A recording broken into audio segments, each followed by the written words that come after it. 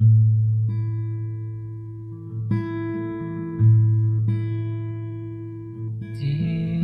God, I've been trying awful hard to make you proud of me,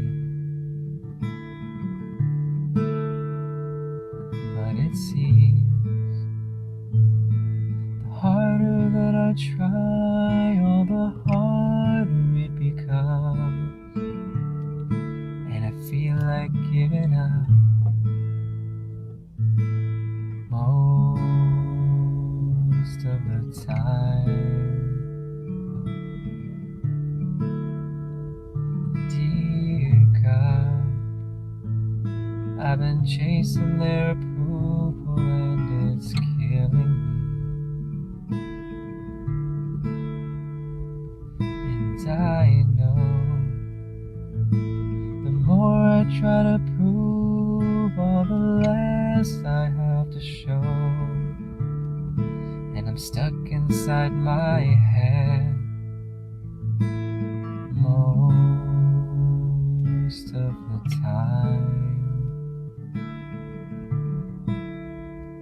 But if I pray a little harder, if I follow all the rules, I wonder, could I ever be enough? 'Cause I try and try just to fall back down again. And I ask myself, why do I try to chase the wind? I should lean into the mystery. Maybe hope is found in a melody. Oh, I'm gonna try again. Oh, I'm gonna try again.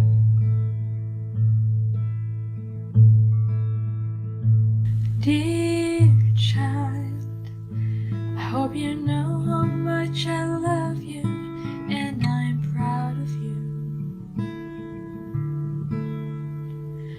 Please believe the thoughts I have for you will never change or fade away. When you felt like giving up, I never did. 'Cause I'm not scared of imperfections or the questions in your head. Just know that you have always been enough. 'Cause you tried and tried, and I saw you wrestle with every how and every why. I was right there listening. So just fall into the mystery, and I'll meet you here in the melody. Try just to try again. Oh child, would you try again?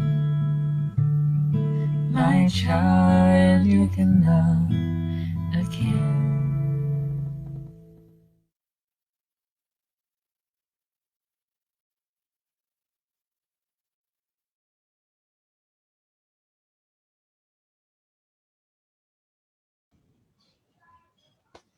Good evening, everyone. My name is Lokaka, and I will be your MC for tonight. Welcome to day 4 of our workshop. Before we start, I would like to make a few announcements.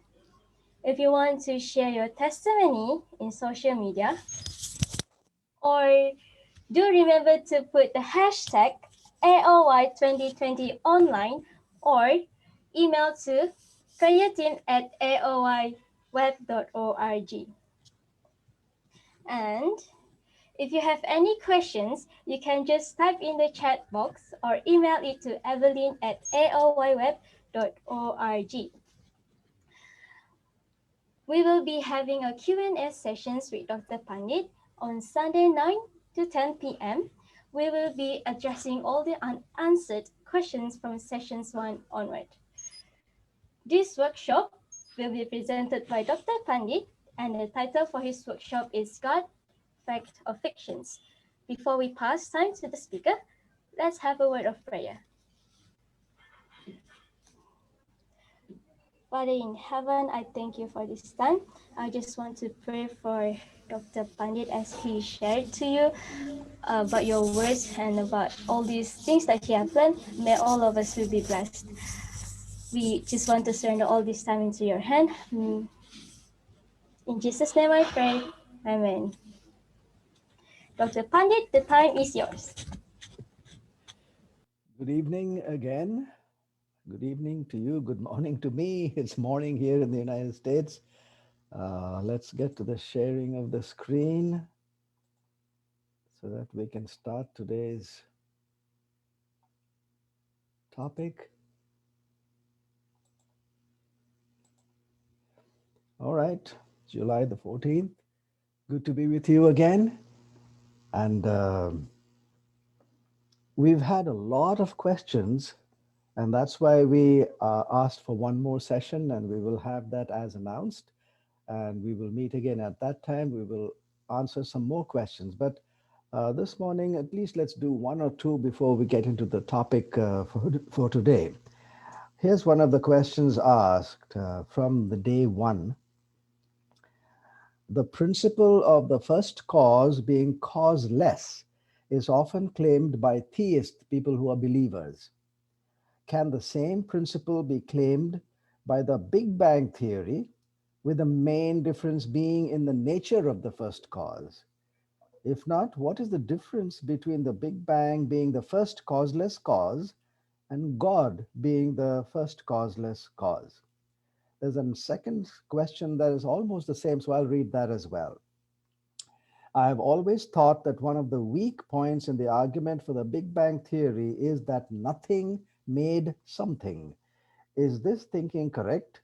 If not, does the same weakness not also apply to the theistic worldview? In other words, here's the question. If you say everything came from nothing, well, then both of them are saying the same thing. At the same time, we are saying from the believer's point of view that there was a first causeless cause. There was a cause. And the Big Bang is also saying there's a first causeless cause. But here's the difference. The Big Bang theory does not say there's a first causeless cause. The big difference is this. The Big Bang, which is a theory, says that there was something in the beginning, at the beginning point, and that beginning point was singularity. So that's the word that is used to describe a point in which the whole universe was crunched into that single point, and that expanded and became the universe. Now, the big difference really is not whether there is a causeless first cause, but here's the difference. The Big Bang starts with a point, and when you ask what was before the point, they have to say there was absolutely nothing. That's the difference, because the theistic, the believing side theory says before that starting point, there was an agent. So the difference is not that there was an event. The unbelievers or those who are scientists and who are atheists say that the point that was there was uncaused, at the same time that it came from something that was totally nothing at all. So there was no agent. There was an event called the Big Bang. On the other side, there was an event. It's called creation, special creation, specifically describing the first chapter of Genesis. There was that special creation. So there was event in both the theories. But in the first theory, no agent at all. In the second theory, there was an agent called God. Now, really think. How can absolute nothingness become anything? On the other side, we are saying, yes, it could have been nothing, but The nothingness was supervised by an agent, God. And if you leave out the word God, just use the word agent, it becomes clear. Here, absolute nothingness. Here, there was an agent. You decide, my friends, which really makes sense. How can zero become any number by itself? But a zero can become something else if there's an agent who puts a one, two, or three, or a number there, like we saw on the day one. So that is the big difference. It's not that there's a causeless cause here as well as a causeless cause there. That might be a similarity, but the stark and fundamental difference is zero with no agent on one side and zero with an agent on the other side. And a reasonable, thinking, rational mind will have to agree that an agent can do things because an agent is something. And an agent that has power, like we saw, that has an intellect, like we saw, can do something. Zero cannot do anything. So that is the stark, big difference between these two theories, and we saw which is more reasonable. Well, there are many other questions, but let's get on with today's topic. Then we'll take your questions, and then we'll do some of the other questions which we did not address before. So here is a starting. Here's the topic for today: your life, Mr. Founder, compared to your own teachings. So somebody else is not going to make a standard for the founder. It is the founder's own teachings that will be the standard by which we will check the life of the founder. Here's the question: how did your life match with your own teachings? Did you provide the message in word only or in actual practice in life? Excuse me. You wanted the people to bring their behavior and practice into line with your teaching. Did you do that yourself? I consider this to be the true and acid test of their claims. And so in this study, I intentionally looked for faults and mistakes of every founder.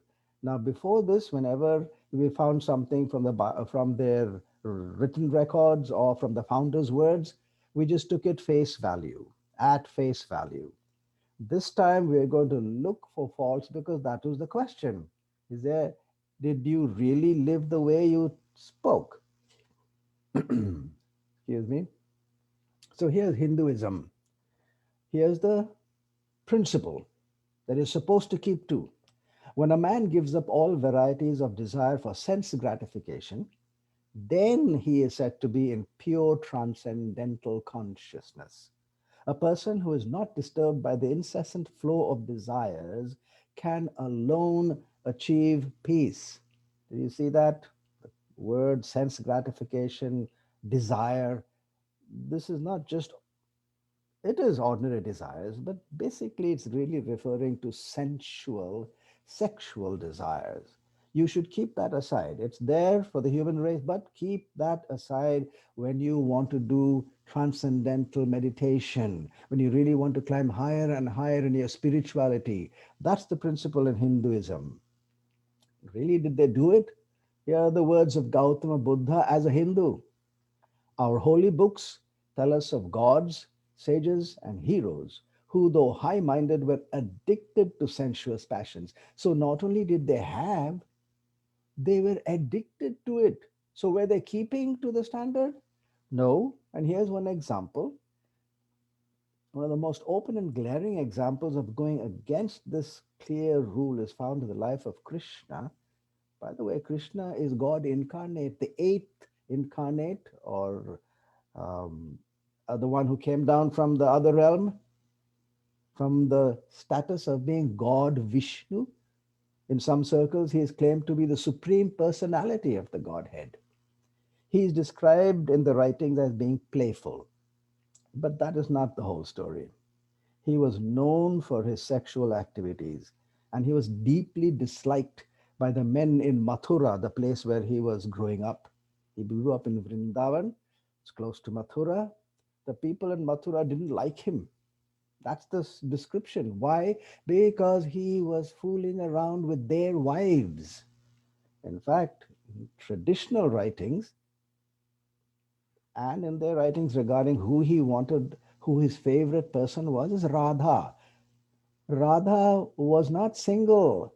She was married to Ayana Gosha. So here are these words. When Ayana Gosha heard of Radha's adultery, and who is she committing adultery with? Krishna. He went in search of the couple. However, Krishna assumed the form of a goddess and thereby escaped Ayana Gosha's wrath. There are multiple such stories of his behavior. He was chided for this by Shishupala at a royal wedding, a royal meeting. In other words, even in public, there were public statements made about the life of Krishna. In fact, in traditional writings, he is claimed to have had 16,000 wives. Even if this number is only figurative, it does confess to his way of life. He is said to have fathered 180,000 sons. This is not in line with the principle of abstaining completely, or at least for those periods of transcendental meditation, from all sensual and sexual activities. Then, how much time is there really to focus on transcendental meditation if this is your life? So, really, when you look at the details, his life did not match his teachings. How about in Buddhism? There, the words of Gautama Buddha. Here, venerable gentlemen, are the four rules about the offenses which deserve expulsion from the monastery. If you're a monk in the monastery, and if a monk should have sexual intercourse with anyone, out you go. You're no longer in the monastery. The other three offenses are if you murder, if you steal, or if you claim to have supernatural powers when you don't have, then also you are expelled from the monastery. But this one is the number one. Do not indulge in this. How about Gautama Buddha himself? The fact is, he was married and he had a son, so he had to have some sensual activity, sexual activity. Now, here's a story. Before his birth or at his birth, a prophet from the foothills of the Himalayas came down to the kingdom of the Gotama clan. By the way, that's where he got his name from. That's his title. His own name is Siddhartha, but his title is Gautama from the Gotama clan. His father was a king, and a prophet named Asita came down and told his father, Sudodana, you're going to have a son, and you have a choice. Either the son will become a great world emperor, or he will renounce his throne and he will go into the wilderness in search of truth and light, like an ascetic, half clad, half naked, searching and begging for food. That will be his life. Which one do you want? And his father said, I want him to be a world emperor, not somebody gone out in the boonies to look for light and truth. Who cares for that? So the prophet said, all right, here's one condition. You should never let your son's eyes ever set on old age, disease, suffering, or death. These four things are completely forbidden. So the father said, fine. And he made palaces, stories of palaces. And he kept Siddhartha on the top floors. Never let him come down to the palace grounds or to the town because he might set his eyes on those forbidden things. And then he will not be a world emperor. How do you keep a young man on one floor, top floor of your palace, from morning till evening, with nothing much to do? Or even if there's something, he'll get bored.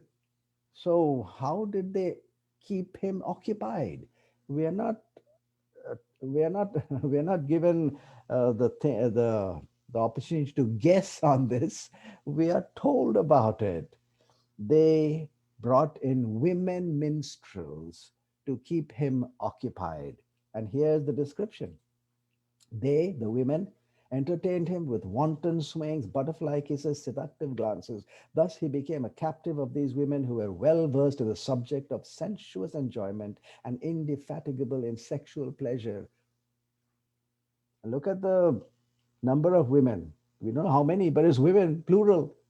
So there's more than one every day, week after week, month after month, year after year. Do you know how long? For 13 years.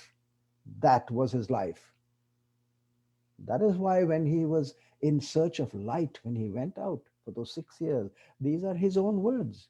In fulfillment of my vows, I have plucked out the hair of my head, the hair of my beard, have gone down to the water punctually thrice before nightfall to wash away the evil within.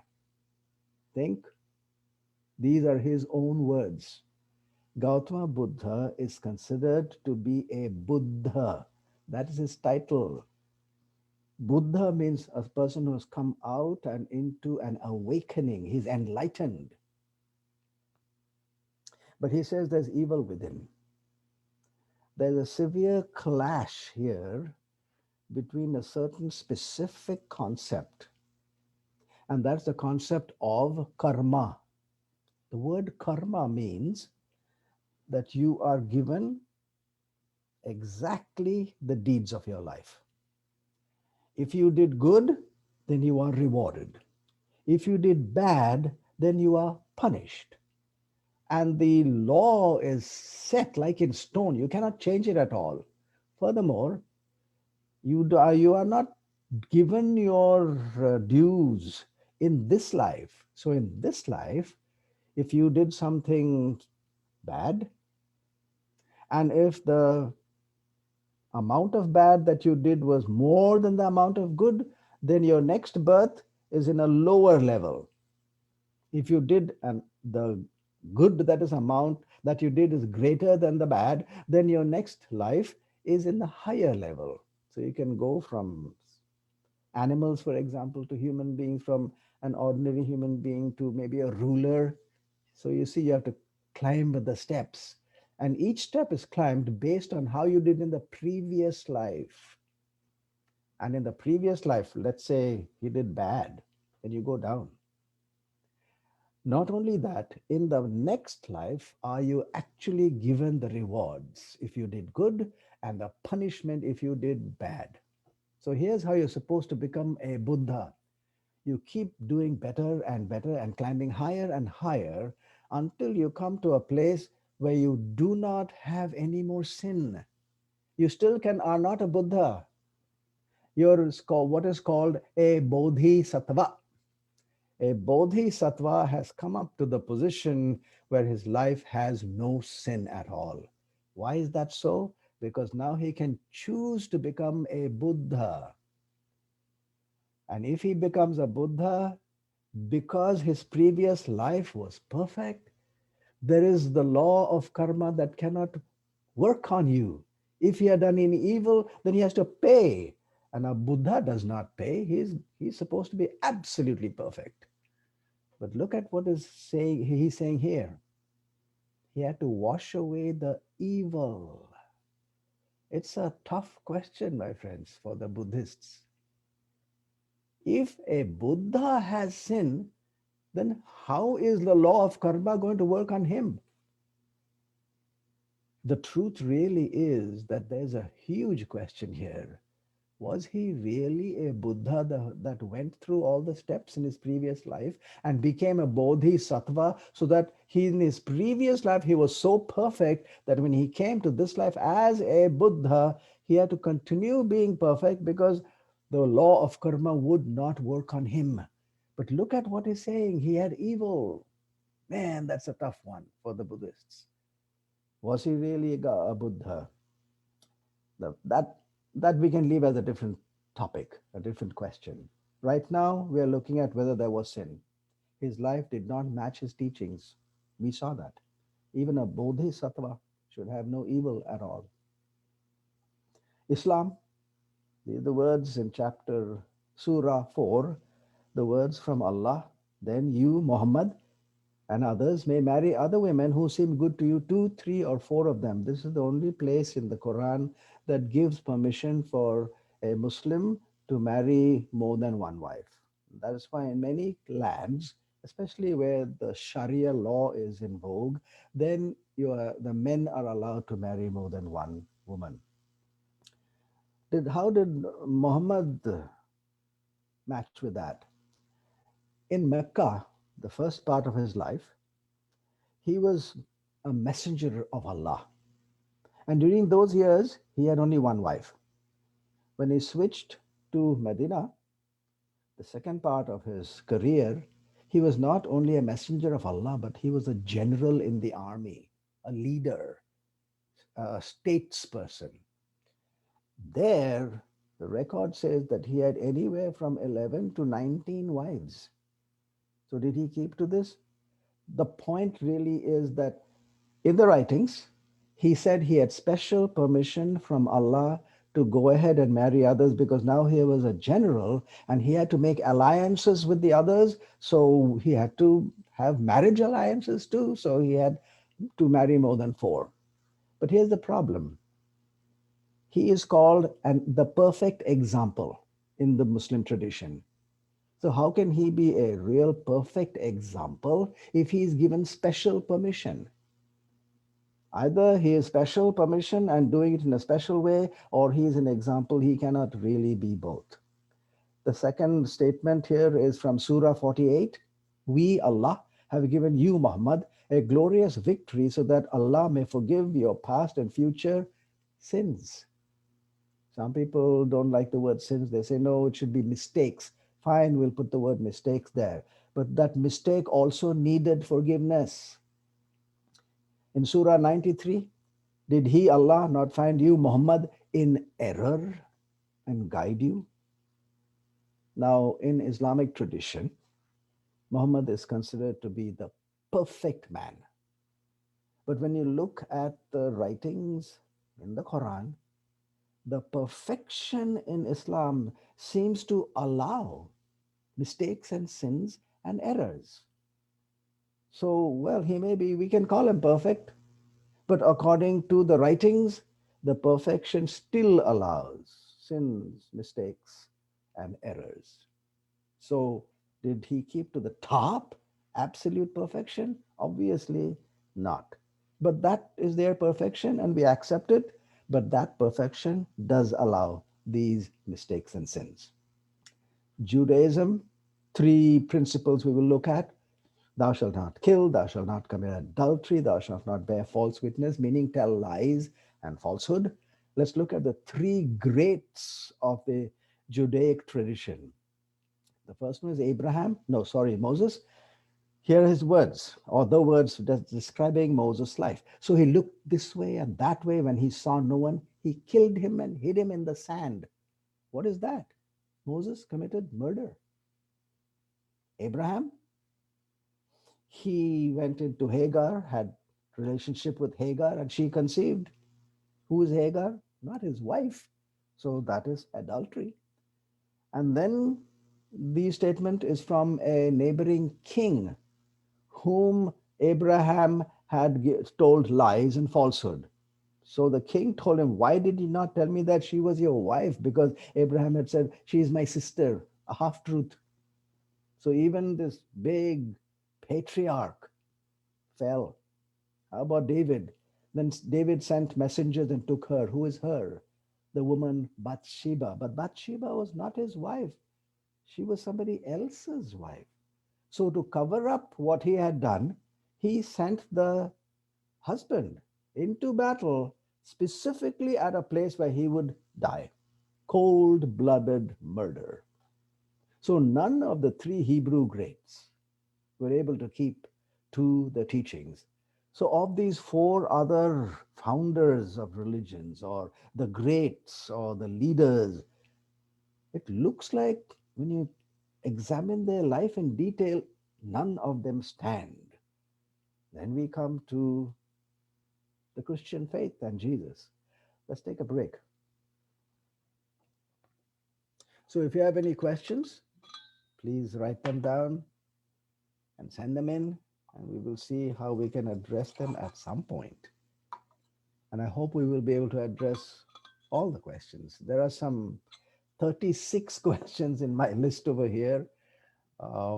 Good. It means that you are thinking, it means that you are letting it go through your mind, and You are not just swallowing what I said. You're not just being a believing inquirer or a disbelieving inquirer. You are trying to be a neutral inquirer, and that's really good. Give your questions in.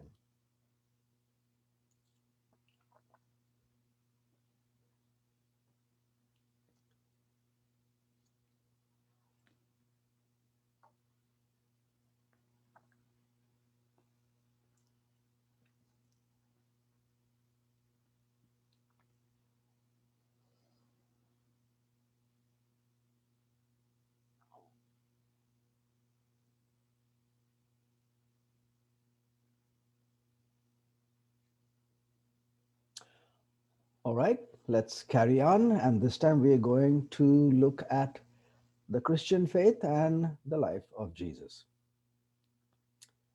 Remember, I was looking for faults. I did find one here. Jesus was accused of the sin of blasphemy. And here are the words in the book of John. Then the Jews took up stones to stone him. And they said, it's for blasphemy, because you, being a man, make yourself God.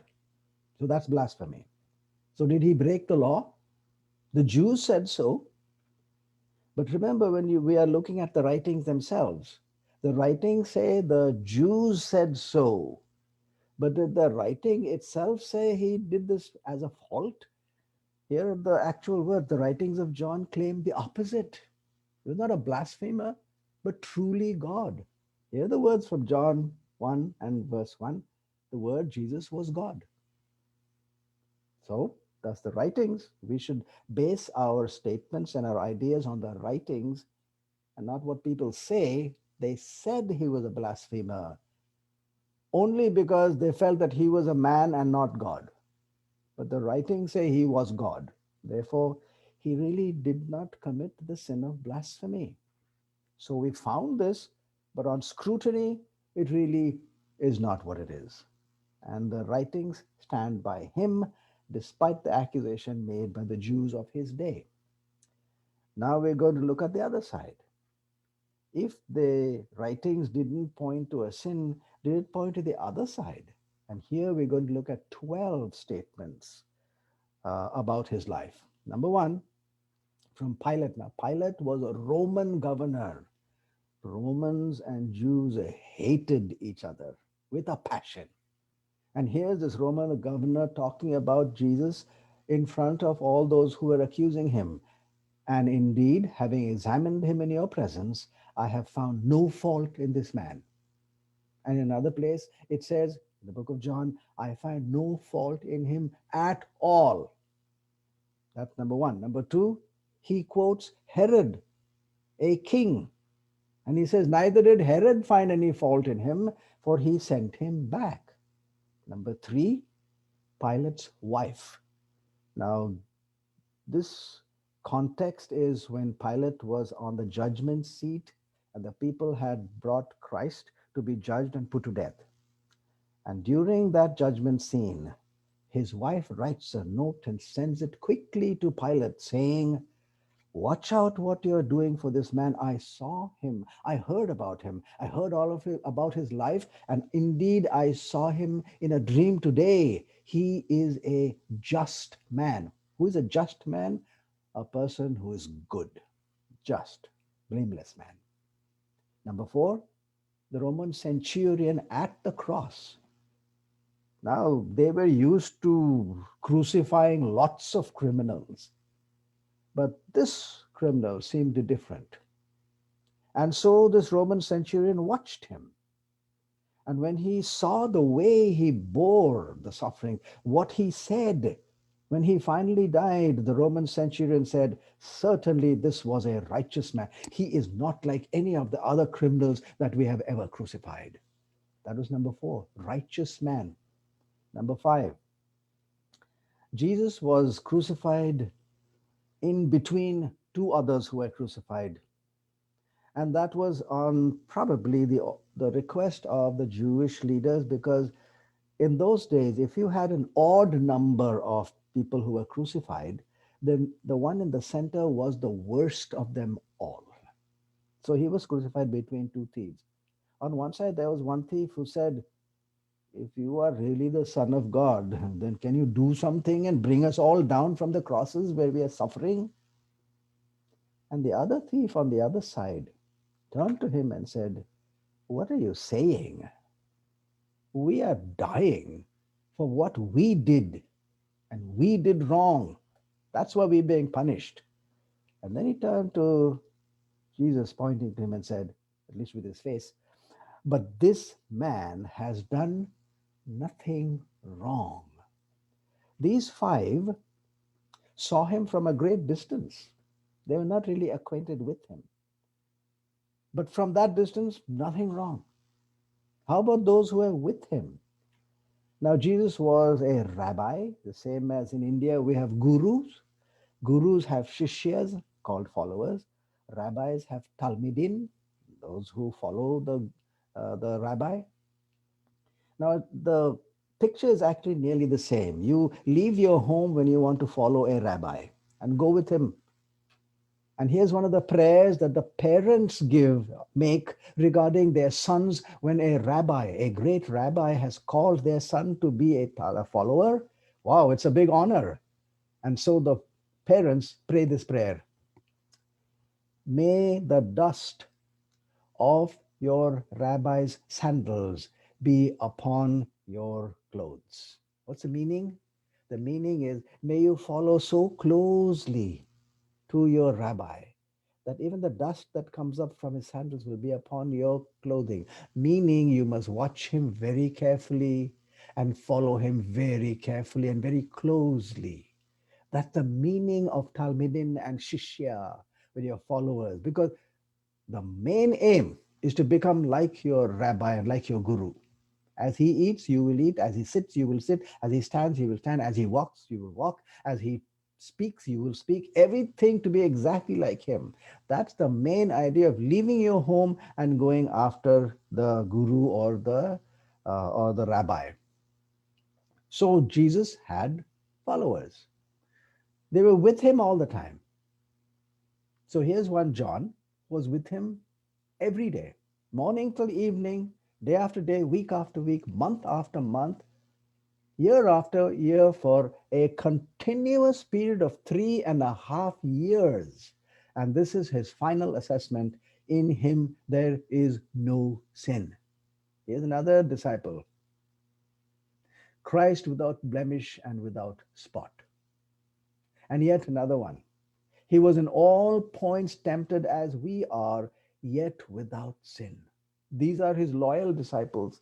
He also had a disloyal one, the one who people say betrayed him, Judas. When he realized he had done something really bad and wrong, he went and back to the priests and he said, here's your money back. Can you do something and maybe release him as well? Because he says, I have sinned by betraying innocent blood. I have sinned. He is innocent. 9 statements so far. The 10th is very amazing because Jesus is the only founder of a religion who is mentioned by name in the writings of another religion. He is mentioned in the Quran.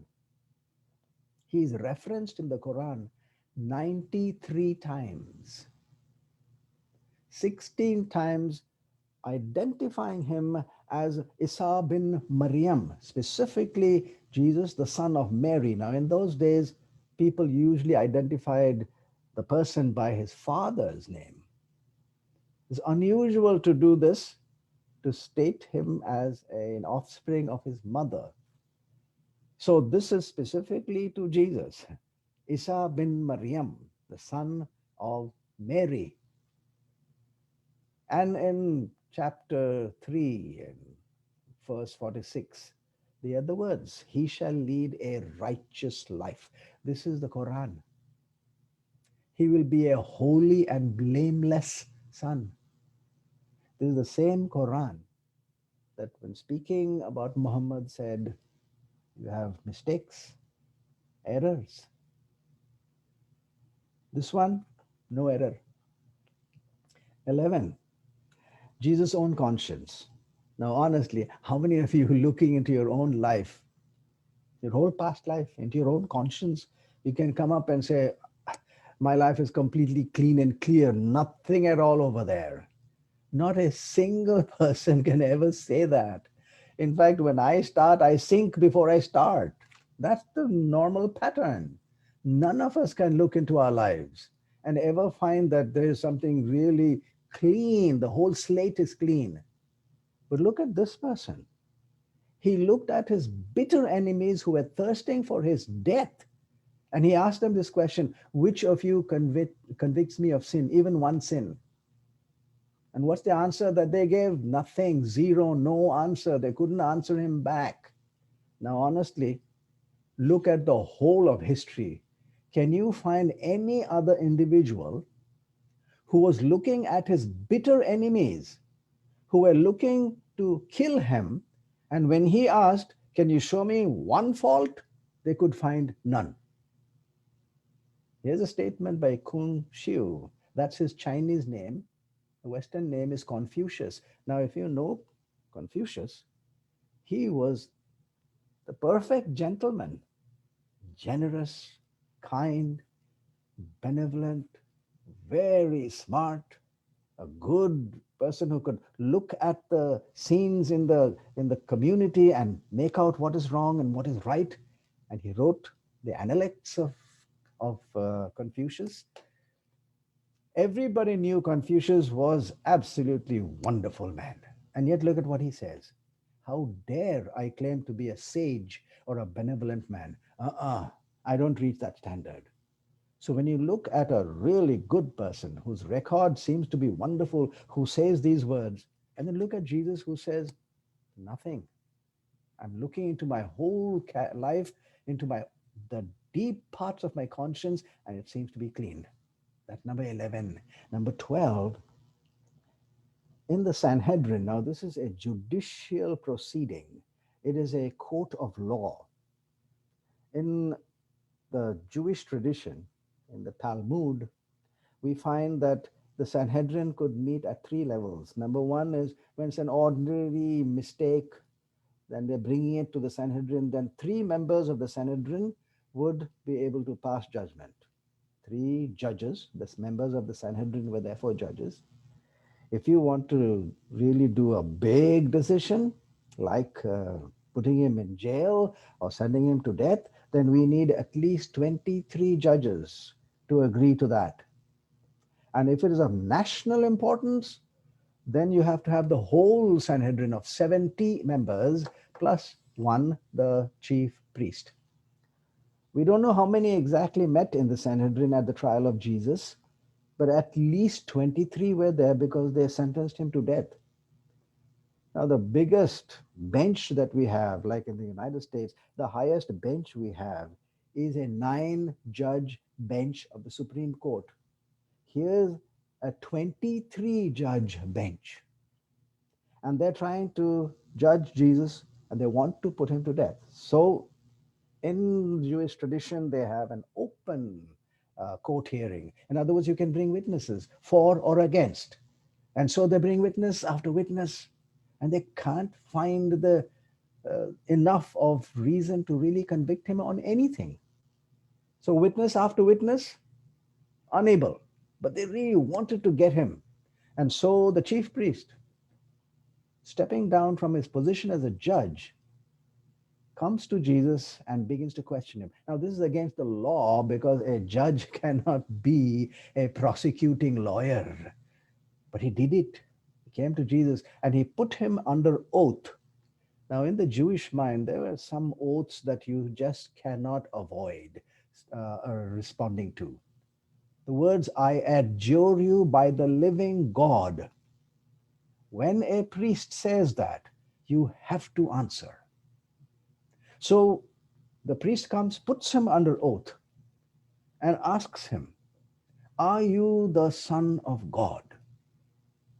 To that, no Jew can ever keep silent.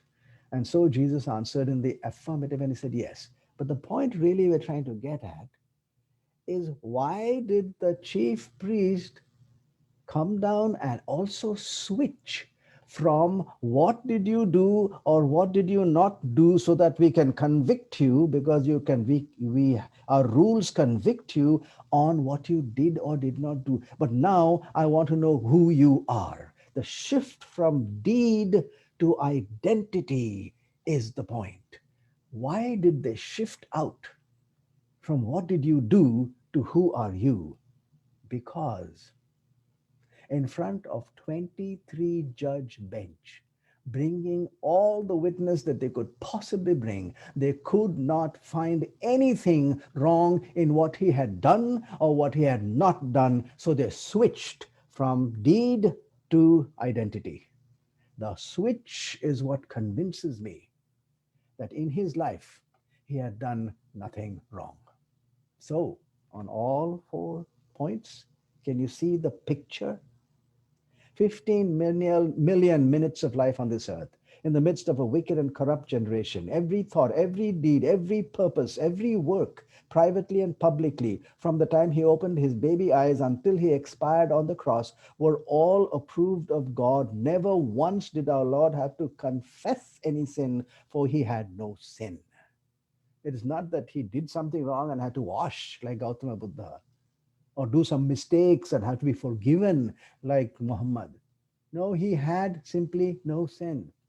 He alone carried the spotless purity of childhood, untarnished through youth and manhood. Christ's self conscious purity is astonishing.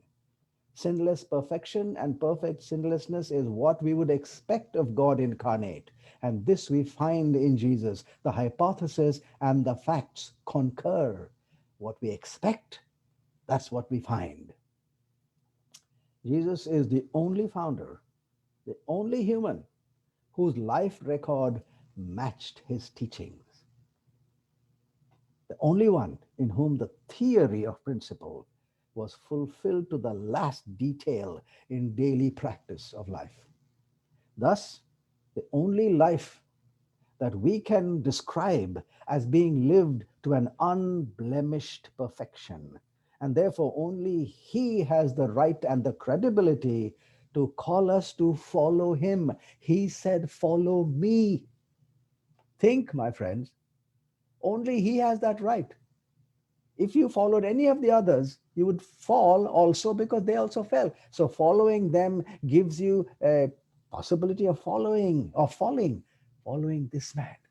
Follow me, he said, because his life was perfect. No other founder has that right. He is a leader who has never known moral defeat. Anyone looking at this, if you are a neutral inquirer and you want to look for evidence, reason, and logic, then the picture here is pretty clear. And like I said in the beginning, this is an acid test, a real test of who you are as a founder. Did you lead by just words, or did you lead also by actual action in life? Here is one: deed and action. Perfect. What a life. We should give credit where credit is due and withhold credit where credit is not due. Remember those 4 things: humility, honesty, calmness, respect. When you follow those 4, you come to some very amazing conclusions, and they should guide us in making our decision. So, we are doing some of these, and like I said, we will use 6 of the 10 questions. Remember what we said earlier, to look for the way. Now, we do not have time to do 7, 8, and 9. So, I'm just going to mention those because we're going to do number 10 tomorrow. At this time, if you notice, the writings and the comparison of the founders seem to go in one direction, all towards Jesus and Christianity. Now, I did become a little uncomfortable because I was wondering whether I was pushing him out in front. Many people do that, many Christians do that, but this was an inquiry, and I wanted to be a neutral inquirer. And so when I saw that, I said, wait a minute, let me look for studies in which he will not come out first. Specifically, look for those. I found 3. Birth stories, length of ministry, and circumstances of death, where the comparison, Jesus does not come out first. Do you know if he does not come out first, where he comes out? He comes out last. Birth stories. He was born in abject poverty. Not only that, he was born where animals are born, in a stable. And not only that, he is the only founder who was conceived out of wedlock, out of marriage. Now, in our days, we don't care much about that, but in those days, boy. And in fact, in the genealogy, in some genealogies, you find the B word pointing to Jesus, bastard. You don't have a father. Who's your dad? What kind of a guy are you? It stained him. The whole family was stained, morally stained. So he had the worst start in life, in birth itself. Look at the story. Worst start of all the founders. Number two, length of ministry. In Hinduism, not only one life, but generations of writers and authors formed the Hindu idea. In the case of Muhammad, he preached and taught for 23 years. Moses led the children of Israel for 40 years. Gautama Buddha preached for 45 years. Jesus' ministry, 3.5 years. Boy, why the big difference? Because he was hated by his communities, and the hatred and rejection was so severe that it ended in his death. That's why it's only 3.5 years. He didn't have an accident or some sickness. He was booted out. Worst, shortest ministry, worst. And how about the circumstances in death? It was the worst ending to a life.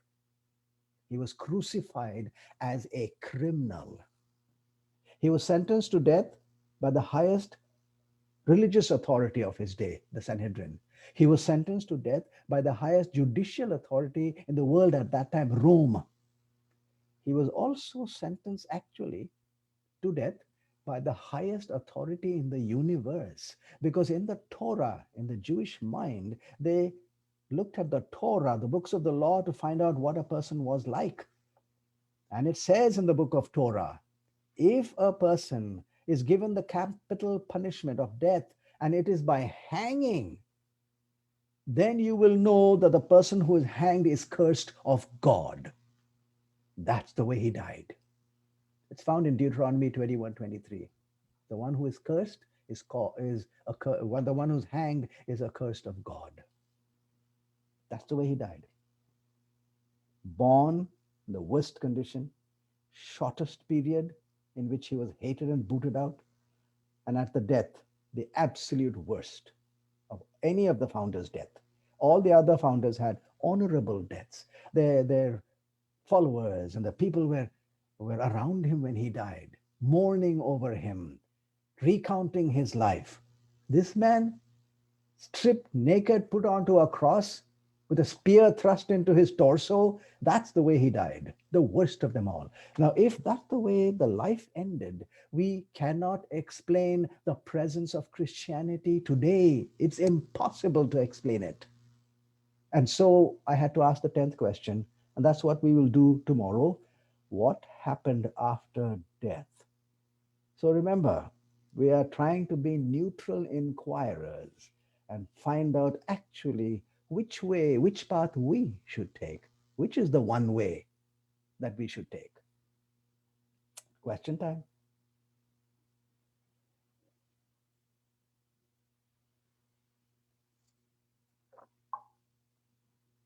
Do we have any questions that have been sent in?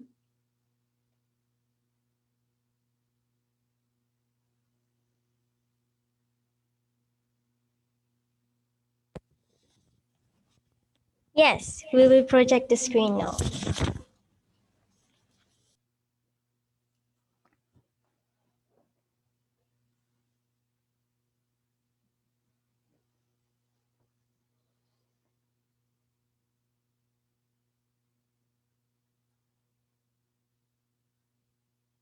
Is this a question asked today, or are we going back to the previous questions? Let's do first some questions that have come in today, if there are. If not, then we can start with this. So, what shall we do? There is no question that asks today yet. So we are Okay. asking this one from day one first. Yes. Okay. We had responded to this, but it's good to respond again and again. That's fine. Why do people believe that there is no God when life itself is given by God? This statement is by a believing inquirer, not a neutral inquirer, because this person already says that life is given by God. So there is no inquiry here. They're making a statement.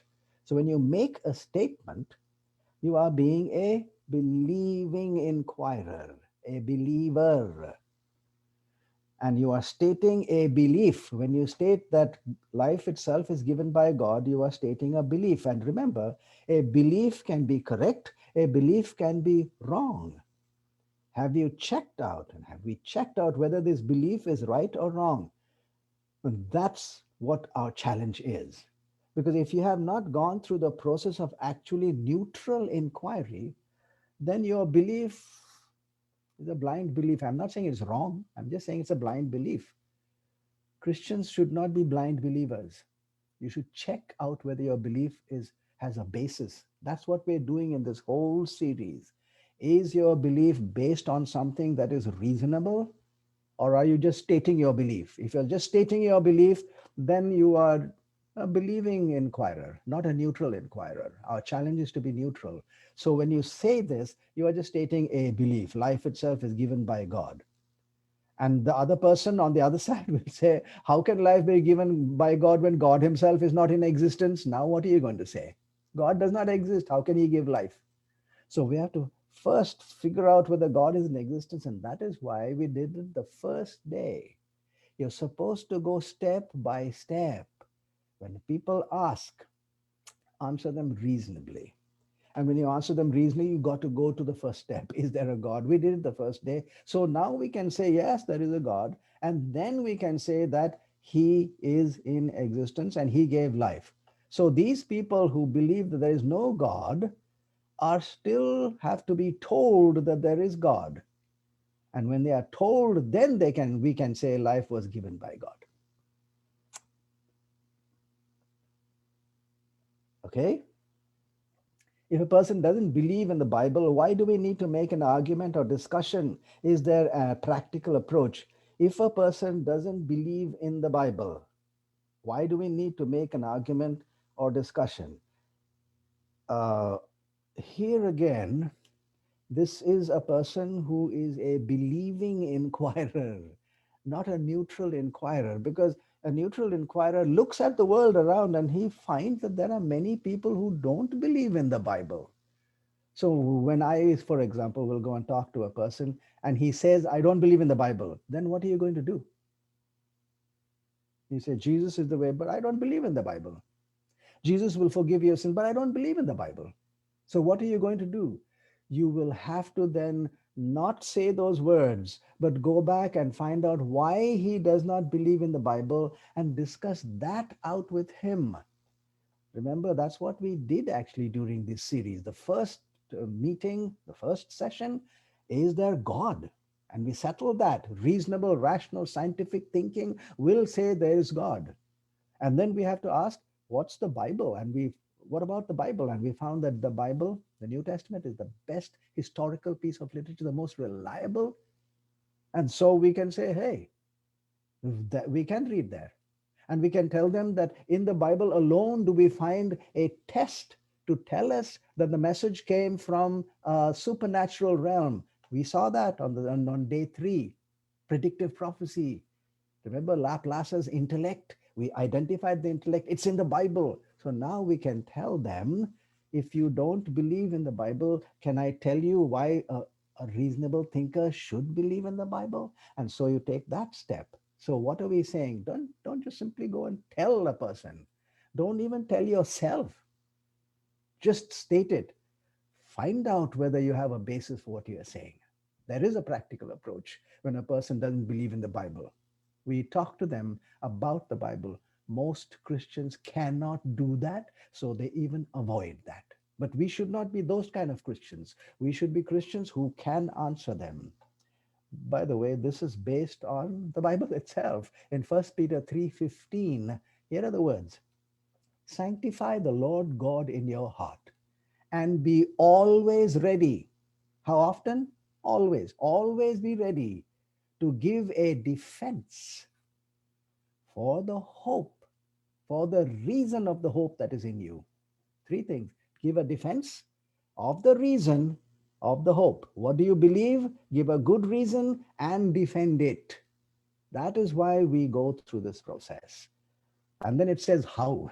With meekness and fear. Meekness is humility, fear is respect. So that's what we are trying to do. There is a practical approach.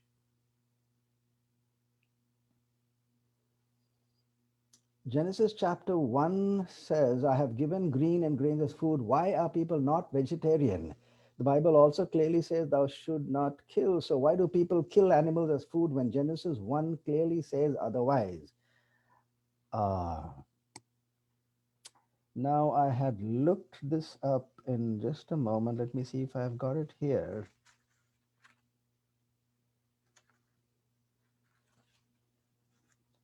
Here, you are talking about Genesis chapter 1. Uh, thank you. We are talking about Genesis chapter 1. And you are saying people should be vegetarians. But did you read Genesis chapter 9 and verse 3, where the same God says, now this is after the flood. Everything has been destroyed in the flood. So God did give the family of Noah another instruction to be practical. And he said, all living things also I have given you for food. Yes, it says, read there in Genesis 9:3. And later on, in the time of Moses, the people were eating all kinds of things and they're probably getting even sick. And so God, through Moses in Leviticus, told him, don't just eat anything, eat only the clean ones. So that is why people may not be vegetarians today, because it's there in the Bible. However, when we go back to the original diet, like you mentioned, green and grains, obviously that is the best diet that we can have today. So when we have vegetables, hey, go ahead and eat that vegetables and be vegetarian. I'm not going to say what I am as a example to you, but I am a vegan. It's possible to be a vegan and a vegetarian, live a healthy, happy life, my friend. You don't need animal food. So, this question you should read again and find out why people should be vegetarian, not because of Genesis 1. Read the whole Bible. And we read the whole Bible, we realize that the best way to actually live is the original diet. And that's why we choose that. So when a person does not want to choose that and wants to be a vegetarian, and because he can quote Genesis chapter 9 and Leviticus chapter 11, well, then we don't say anything except try to show them that the best diet is the original diet.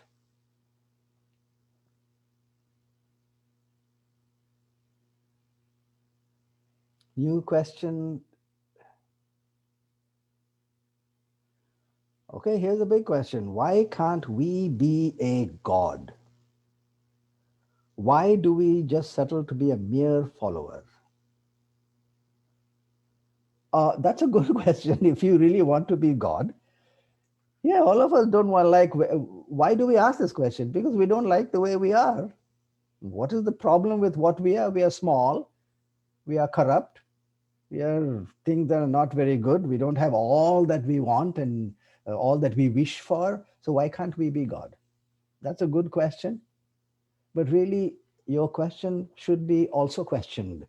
And that question is, why do you want to be God? Because there's a problem here, right?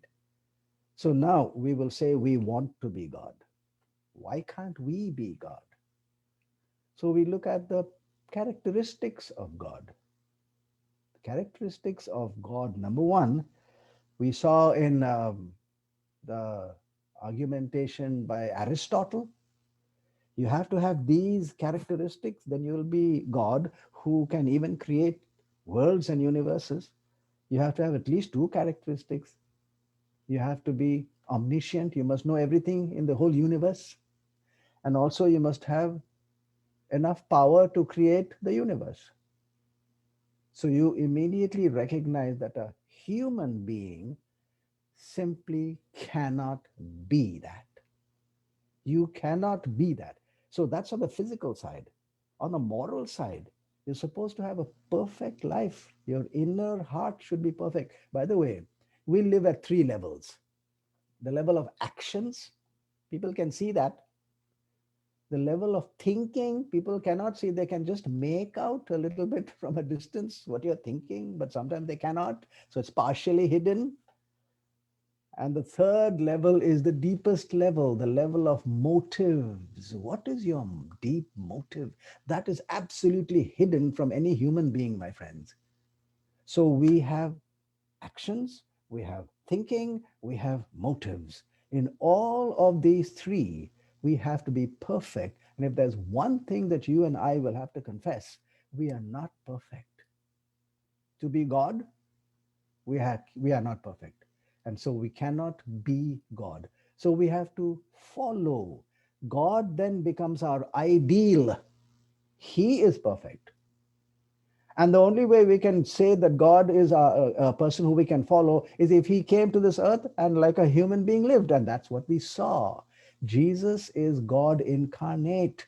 And he gave us an example of how to live a perfect life. So we have to be followers. Mere followers is not a correct word.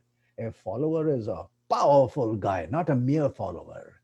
He lives in a way that he has inner power given by God. He lives a life that people can see. Hey, this guy is different. Not just because he's big and strong, but look how kind he is. Look how generous he is. Look how patient he is. These are the qualities, my friends. And so God is an ideal and we are followers. The closer we are to Him, the better off we are in this world. But we can never reach omniscience and omnipotence and an all loving nature and a perfect heart. And so we just can't be God. But we can be followers and we can have a good time following Him.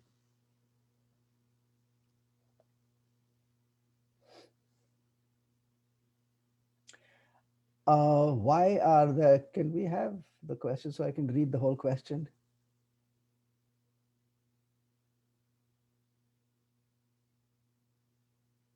It's cut off here on the end, after the word contradiction. The previous one had the whole thing. Anyway, yeah, thank you. Why are there so many contradictions in the Bible? This is again a question. Remember, were you there, whoever the questioner, were you there on the first day when we were setting up our premises and principles? We were setting up and asking ourselves to be neutral inquirers, and you probably saw some contradictions in the Bible. So whenever you see a contradiction in the Bible, we don't ask this question straight away. Here's what we do. You see a contradiction, then you make a theory that there is this contradiction.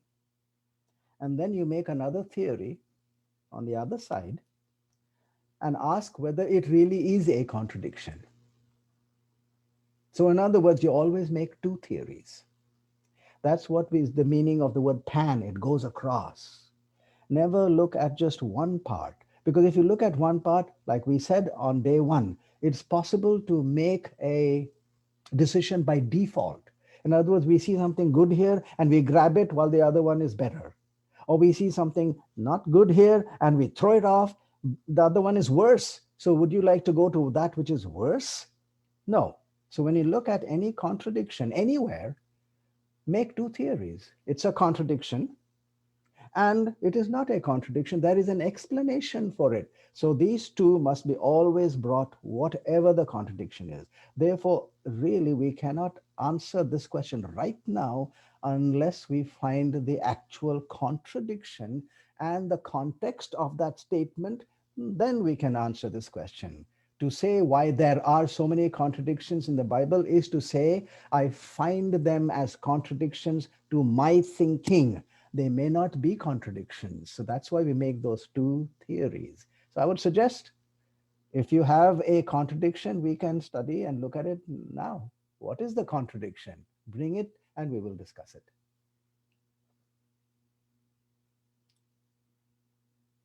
New question from today. Is it okay to be a free thinker? The word free should be defined. What's the meaning of free? You know, some people use the word freedom to mean anything. That's not freedom. Freedom is when you keep to rules, not when you break them. Think. When you break them, you go to jail. That's not freedom. So, are you free to think anything? No, you're not free to think that which is not reasonable. You're not free to think that which is totally absurd. You're not free to think that when you look at it, it turns out to be false. You're not free to think those. You are free as a thinker to assess the weight of evidence. That is where you are free. So you're supposed to be a free thinker. In other words, do not follow what somebody else says. If that's what you mean by free, yes. Don't follow what I say. What I say, you must take and think as a free thinker on your own. Put it onto the balance, make another theory on the other side, make two theories and look at the weight of evidence. That's the method of a free thinker. So if that's the method you're talking about, of course you have to be, it should be a free thinker. In other words, you should make your decisions on your own, not because somebody else said so. You make the decision on your own, and when you have to do that, you must answer to yourself that you have honestly looked at the evidences, and this is the evidence. Remember those four again: humility, honesty, calmness, and respect. Use those, and you will be a good free thinker.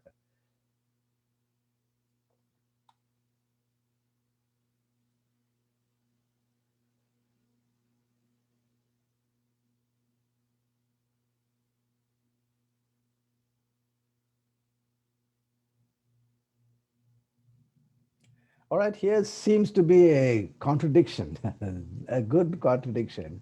In the Bible, Satan kills 10 people. It'll be good if we have the reference, says the Bible. And also, God kills 2,476,633 people. It'll be good to have a reference to this so that we can actually see that God kills these many people.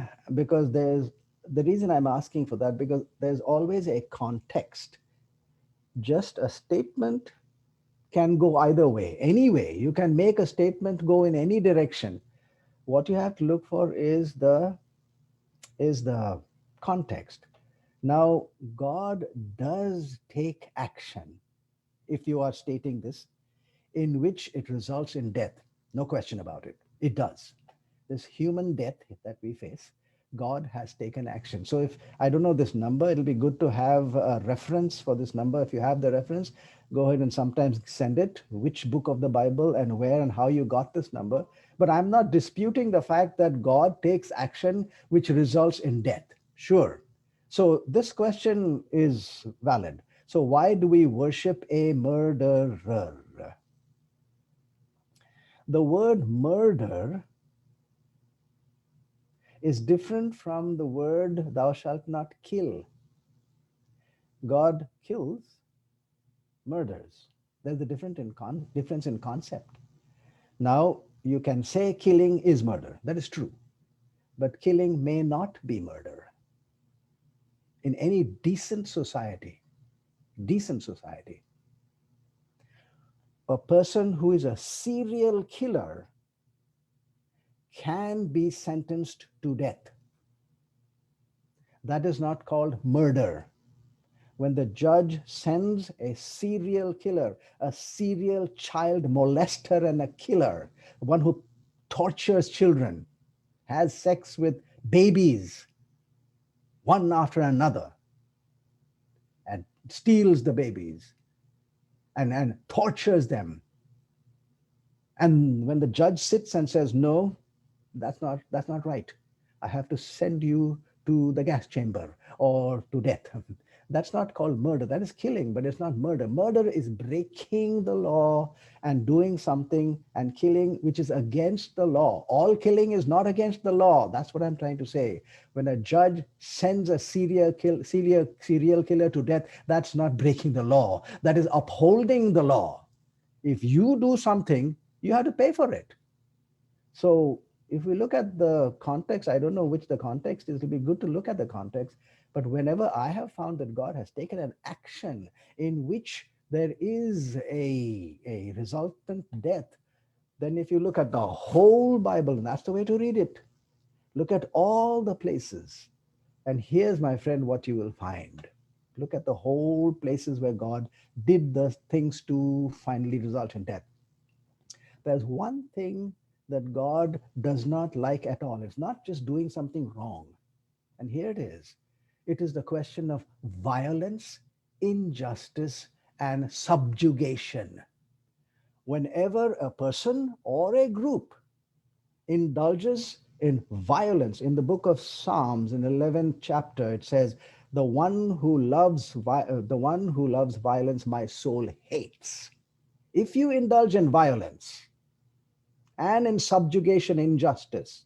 And you will find that when there's subjugation, injustice, there's always sexual perversion. And that's what is written in the Bible all through. When you have these things all put together, then God does take action.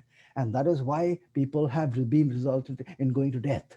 If you flagrantly violate, it's called transgression, not just sin. Transgress, that means willfully violate, then God takes action. And he takes action like any good government today would take an action.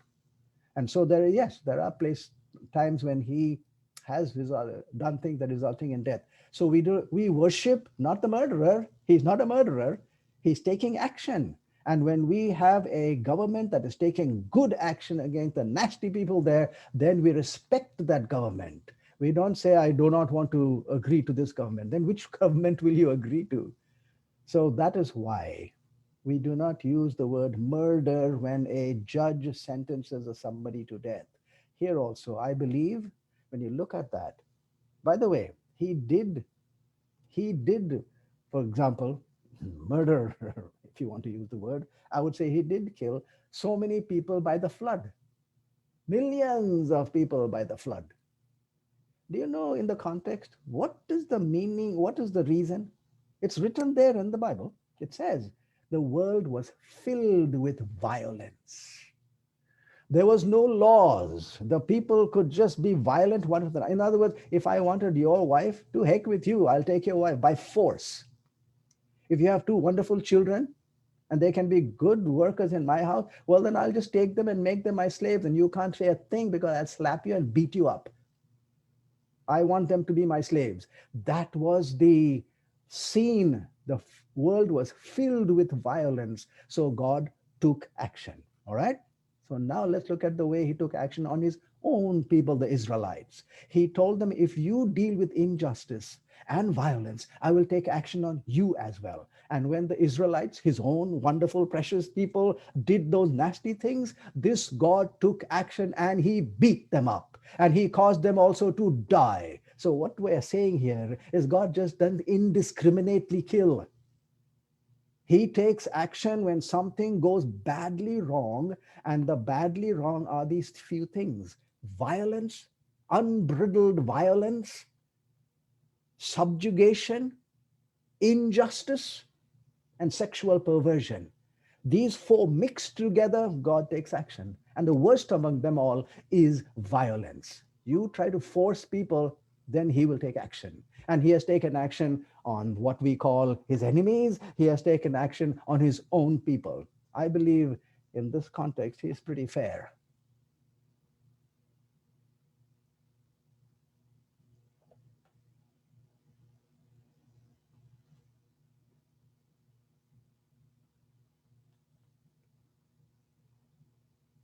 Okay.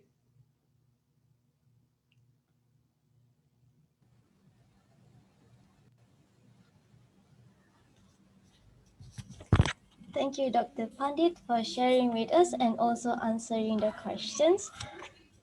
Just want to say thank you for all of you also for sending in your questions. Unfortunately, we are running out of time. So the remaining questions will be addressed in the next sessions of Dr. Pandit. So just have a few announcements here. We noticed that a few of you have requested for the slides from these presentations. Dr. Pandit has graciously allowed us to share his slides with participants, but he has also requested that if it is ever used in public, credit must be given to Dr. Pandit. Further instructions will be given in the email. If you would like a copy of the slides, please send an email to evelyn@aoyweb.org requesting for the slides. We will send them after the workshop series has ended. So before we dismiss, let's have a word of prayer. Let's pray. Father in heaven, I thank you all the sharing that you have been given, and also thank you for being with Dr. Pandit also for what he had learned and shared. I just want to pray that you will bless him and also the rest of us. Thank you for listening to this prayer. In Jesus' name I pray. Amen. So And just a few reminder here. The next sessions with Dr. Pandit is tomorrow at 9 p.m. to 10 p.m. Another one is that our next workshop will start at 9 p.m. Thank you once again and have a blessed evening.